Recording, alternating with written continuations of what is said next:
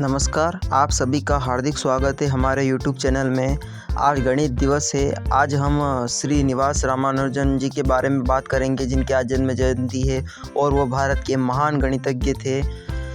हालांकि उनके पास शुद्ध गणित में लगभग कोई औपचारिक प्रशिक्षण तो नहीं था, फिर भी उन्होंने गणित की दुनिया में भारत का झंडा ऊंचा कर दिया था। सिद्धांत, अनंत श्रृंखला और निरंतर अंश और उनकी लगातार मेहनत के जरिए उन्होंने गणित की दुनिया में अपना एक नाम बना लिया था। रामानुजन शुरू में अलगाव में अपना स्वयं का गणित शोध विकसित किया और हंस इस स्नेक के अनुसार उन्होंने अपने काम में प्रमुख पेशेवर गणितज्ञों को दिलचस्पी लेने की कोशिश की, लेकिन अधिकांश भाग में वह असफल रहे।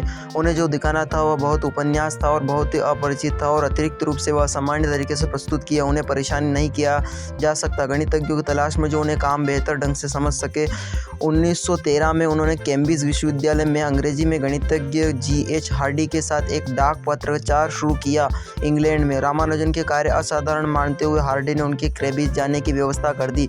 यानी अंग्रेजों का ज़माना था और अंग्रेज ने ही उनकी व्यवस्था कर दी। यानी आप समझ सकते हो उनका जो गणित के बारे में उनकी जो रुचि थी वो किस लेवल की होगी, यानी किस आधार पर उन्होंने इतनी शिक्षा ग्रहण की होगी और उनका कितना वो दिमाग होगा। और अपने नोट्स में हार्डी ने टिप्पणी की कि रामानुजन एक नया प्रमेय का निर्माण किया था जिसमें कुछ ऐसे भी थे जिन्होंने मुझे पूरी तरह से हरा दिया। मतलब वो खुद भी एक महान गणितज्ञ था और हमारे भारत के जो रामानुजन जी थे, श्रीनिवास रामानुजन जी, इनकी जो वो रचना देखकर वो खुद भी हार गया था कि कितने महान गणितज्ञ हैं।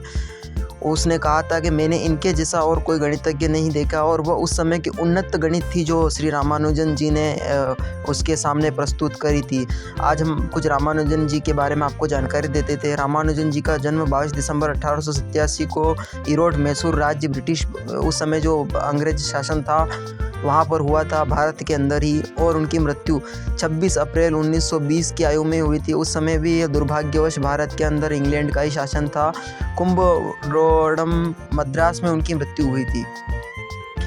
सिटीजनशिप, वो उस समय भारत में अंग्रेजों का शासन था, लेकिन वो भारत के नागरिक थे और उन्होंने अंग्रेजों को हराया था अपने विद्या के द्वारा। शिक्षा, गवर्नमेंट आर्ट्स में आर्ट्स कॉलेज, कोई डिग्री नहीं। पश्चिम कॉलेज, कोई डिग्री नहीं। टीनेज कॉलेज कैम्ब्रिज में उन्होंने BA किया था।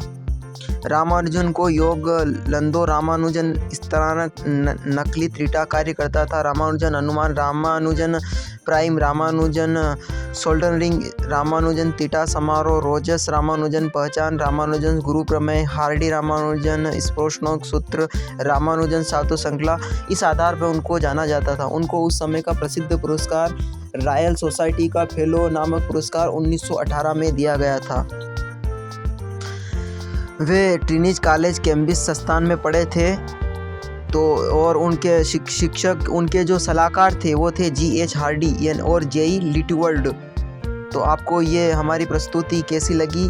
अगर अच्छी लगी हो तो हमारे चैनल को सब्सक्राइब करें।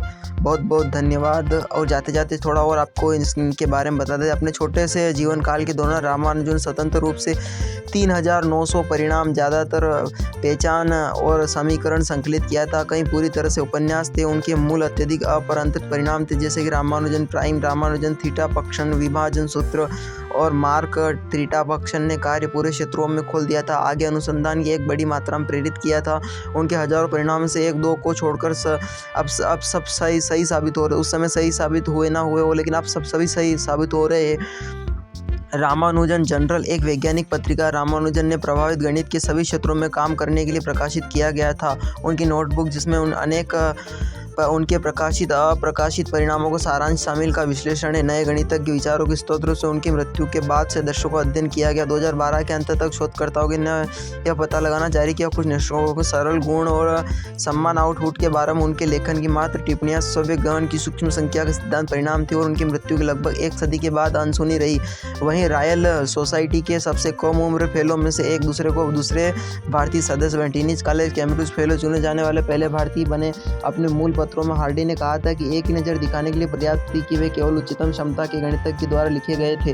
उन्होंने रामानुजन की तुलना यूलर और जैकोबी जैसे गणितज्ञों को प्रतिभाओं से की। 1919 में बीमार अवस्था में, जैसे अब हेटिपेट अम्बिसाइस, कई साल से उन्हें पेशिश के एपिसोड एक जटिला नामक माना जाता था। रामानुजन भारत लौटने के लिए मजबूर किया गया, जहाँ 20 और 32 वर्ष की आयु में उनकी मृत्यु हो गई। हार्डी ने उनके अंतिम पत्र लिखे और जनवरी 1920 के वह अभी नए गणितज्ञ विचारों प्रमेय का निर्माण करना जारी रखे हुए था। उनकी कोई खोज हुई नोटबुक जिसमें उनके अनेक जीवन के अंतिम वर्ष की खोज शामिल थी ने गणितज्ञों को बहुत उत्साह पैदा किया और 1976 में उसे फिर खोजा गया। यानी उनकी मृत्यु के बाद भी उनकी जो जीवन की रचनाएं थी उनको फिर बार बार खोजा गया।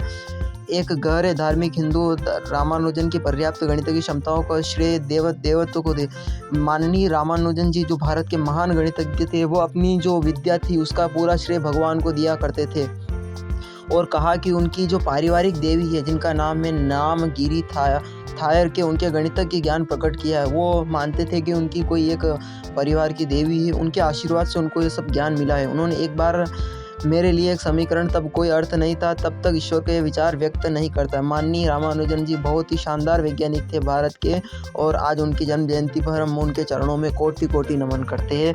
अगर आपको ये हमारी प्रस्तुति अच्छी लगी हो तो चैनल को सब्सक्राइब करना बिल्कुल ना भूलें।